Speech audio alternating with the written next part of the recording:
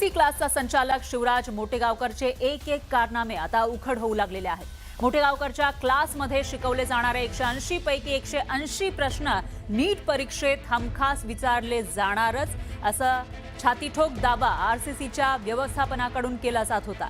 RCC मध्ये शिकवले जाणारे प्रश्न नीटच्या परीक्षेमध्ये विचारले जाणार आणि त्याची गॅरंटी आरसीसीच्या व्यवस्थापनाने घेतलेली होती.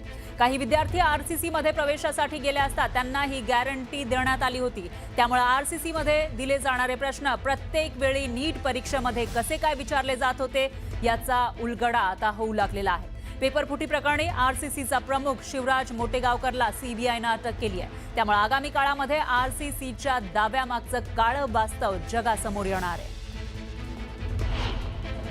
आणि बुकलेट आपलं हे प्रश्न किती कोणत्या चॅप्टरचे प्रश्न म्हणजे हे रँडमली आहेत का? नाही, आता हे जे प्रश्न आहे ना सर, नीटने विचारलेला तर तुम्ही तेव्हा नीट 2025 ने विचारला प्रश्न. बरोबर. हा नीट 2025 च्या क्वेश्चन पेपर मध्ये आलेला होता. तो आपल्या स्टडी मटेरियल मध्ये कुठं होता, आपण कशा प्रकारे विचारला होता ते आपण इथे दिलेलं असतं सर. अच्छा.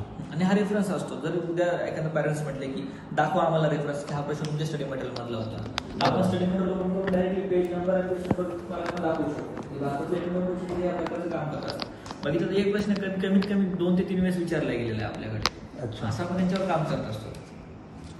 याच्यात आपण असं नाही की आपण 180 ते 180 पेशंट आपल्या पुढे ना पुढे स्टडी मटेरियल मध्ये आलेले असतात. मी रँडमली कोणताही पेज ओपन करून टाकू शकतो. हे केमिस्ट्रीचं आहे, हे बायोलॉजीचं आहे, फिजिक्सचं पण. म्हणजे एक आपल्याकडे कॅश्युरन्स आहे की आमच्याकडे अश्युरिटी आहेत. आम्ही क्लासमध्ये शिकवलेलं किंवा आमच्या स्टडी मटेरियल मधलं किंवा आमच्या टेस्ट सिरीज मधलं हे तुम्हाला कुठे ना कुठे नीटच्या परीक्षेला विचारलं जातं. ही आम्ही अश्युरिटी देऊ शकतो.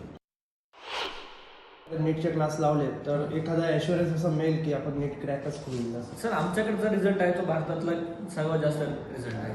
तुम्ही जर बघितलं की एम्स कॉलेजेस असतील किंवा गव्हर्नमेंट मेडिकल कॉलेज पूर्ण भारतावरतले म्हणतोय, एकमेव कोचिंग आहे की सर्वात जास्त रेशो आपल्या विद्यार्थ्यांचा तिथे येतो. तुम्ही भारतातल्या कुठल्याही मेडिकल कॉलेजमध्ये जा किंवा प्रत्येक मेडिकल कॉलेजमध्ये आरसीसीचा एक विद्यार्थी सापडणारच. अच्छा. एवढं अश्युरन्स आम्ही तुम्हाला देतोय, कारण की हा जो रिझल्ट आहे किंवा एवढा रिझल्ट प्रिंट करतो आम्ही, हा रिझल्ट आजपर्यंत कोणत्याच कोचिंगचा नाही. आजपर्यंत तुम्हाला एवढा रिझल्ट कोणत्याच कोचिंगने दाखवलेला नाही. मला फक्त तुम्ही कोणते कोचिंगचा ब्रोशर उचला, नॅशनल असू द्या किंवा छोटं कोचिंग असू द्या किंवा लोकल कोचिंग असू द्या, एवढा रिझल्ट कोणी तुम्हाला लावून दाखवलेलं आहे का आजपर्यंत? कोणताच कोचिंग देऊ शकता. आणि हे पण हे सेम वर्ष, म्हणजे असं नाही की रिपीट केलेले विद्यार्थी. हे विद्यार्थी दरवर्षी तुम्हाला हे चेहरे दिसतात, पुढच्या वर्षीच्या प्रॉस्पेक्टसवर दुसरे चेहरे दिसतील तुम्हाला. अच्छा. याच्यामध्ये आपण विद्यार्थी कॉलेज सिलेक्शन कोणते झाले हे दिलेलं असतं, कारण की शेवटी काय बघितलं, मार्क्स नाही बघितलं जातं, कॉलेज बघितलं जातं. बरोबर. की विद्यार्थी कुठल्या कॉलेजमधून पास आउट किंवा कुठल्या कॉलेजमधून डॉक्टरेट झालेलं आहे त्याकरता बघितलं काय जातं.